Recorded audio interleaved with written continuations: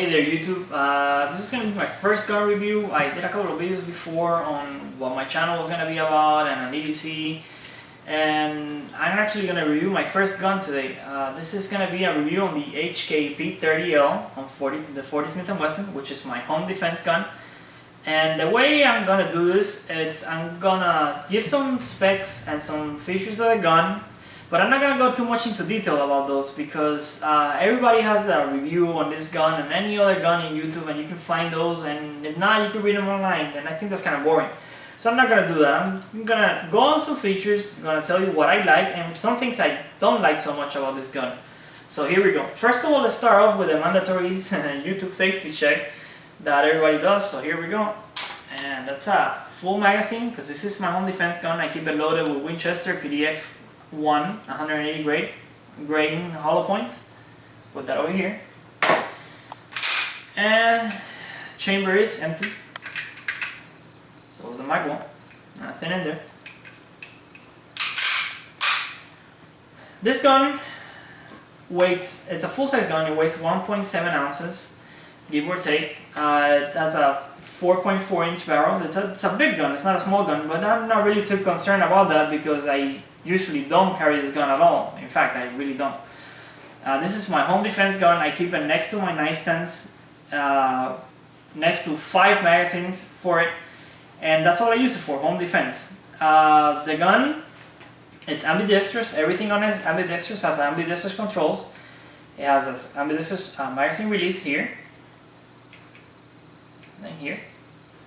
Ambidextrous slide release here. And also right here, the other side. And ambidextrous safeties, which I never use, here. Then again, the other side. And I guess you could call this an ambidextrous decocking lever, which it's really not, but you can do it with your right hand or left hand. It also has a replaceable back straps and side panels. This gun is extremely ergonomic. You could make this gun fit any hands you want, any hands. It's really comfortable in the hand. It's extremely ergonomic. That's a feature that I really like. It has front and rear cocking serration, so you can cock from the front or from the rear, whichever you prefer. And it is a double single action trigger on this gun, which means the first trigger pull is long and heavy, and the second, every follow-up shot, it's shorter single action pull. The sights are low profile, no back sights, and these are glow in the dark. They're not night sights. They don't have tritium inserts because I think they're illegal in Germany where it's made. But they're glow in the dark. If you shine a light on them, they glow brighter than any night sight you have ever seen. Trust me on that one. They're easy to pick up, easy to acquire in any lighting condition. I really like them. And it has a pick and tinny rail, which I have a TR1 string light attached to it. But we'll talk about the light later, so I just didn't feel like taking it off. It fits any attachment that you can put it on any other gun. What I like about this gun, I really like the ergonomics. This gun feels like it belongs in your hand. The ergonomics, and I have really small hands, but when you change this and this to the small, it fits the smallest hands possible. Like I never seen any other gun that fits a hand as well as this, fits my hand as well as this one. It's really ergonomic. The stippling on it is great. It holds down to your hand. It doesn't, during shooting, it doesn't go away from your hand. It doesn't jump up, but it's not that aggressive where during shooting it hurts your hand. It's actually really good. It's a perfect balance. I really like the ergos, the bore axis. I had another H&K before, the USB compact on also 40, and that gun used to go all over the place just because the bore axis here, it was so high off the hand that it was hard to control. But in this one they really improved that. As you can see, the bore axis is right there. It's not high at all. I also like the fact that this gun is it's completely ambidextrous. You could function it with one hand perfectly fine. I am right-handed, but you never know. If my right hand is out of commission and I have to use my left hand, it's good that the gun, you know, you could, everything. Decocking lever, slide release, magazine release, safety, everything you can engage with either hand. It's awesome. That is a great feature of this gun. The recoil of this gun is for the 40 Smith & Wesson is very low. H&K puts a recoil buffer inside their guide rods right here, which I'll take the gun apart in another video to show you. And that recoil buffer actually does reduce recoil a lot. It really improves the recoil immensely. I shot many other guns in 40 Smith & Wesson, and this is one of the lowest recoiling guns by far. The sights on this gun are pretty good. They pick, you know, you pick them up well. They have good sight radius. You can see them well in any lighting, and they're very easy to acquire, very easy to put on target, very easy to follow up shots with.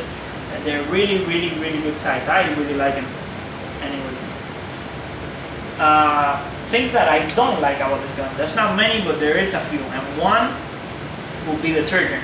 The trigger on this gun, it's not the best trigger. For a gun that's this much money, this gun is very expensive, actually it's like $1,000.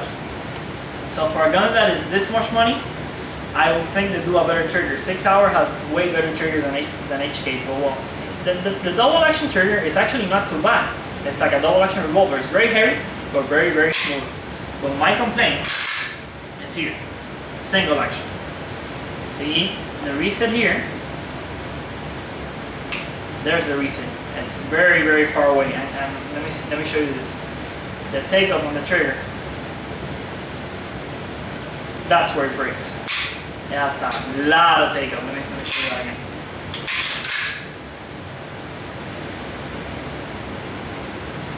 There's the reset, and then the take-up.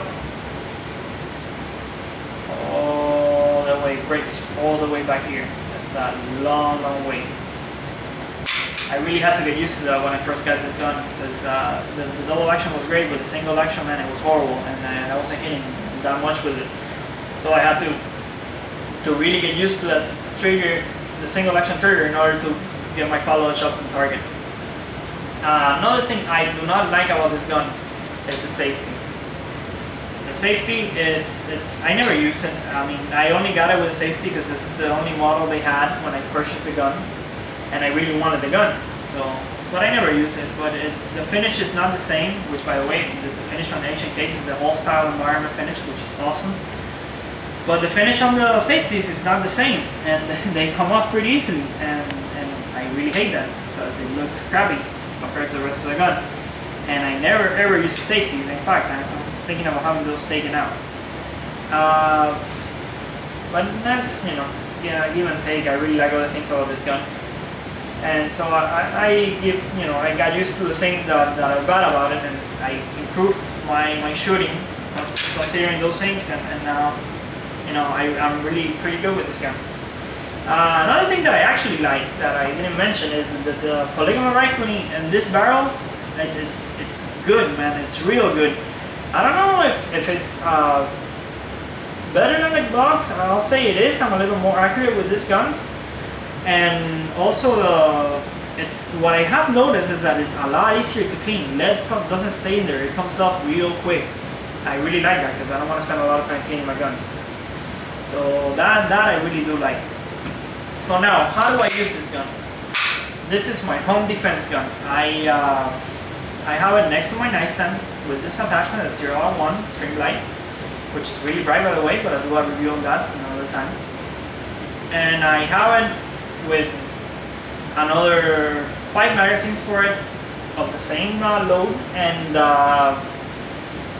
next to that is a Cold Steel Recon 1 knife, which, you know, I like to throw on myself in case anything happens. I'll do a review on that also later on. But that's pretty much, it's a home defense gun. I mean, I shoot it in the range. I have about 300 rounds to this gun, which is not that many compared to my other round counts in my other guns, but it's pretty decent. I really do like this gun. I would recommend it to anybody if you could actually get used to the trigger. It's a really, really good gun, and that's pretty much it. I really like it, and I hope you guys enjoyed it. Any questions or comments, please leave your comments and questions.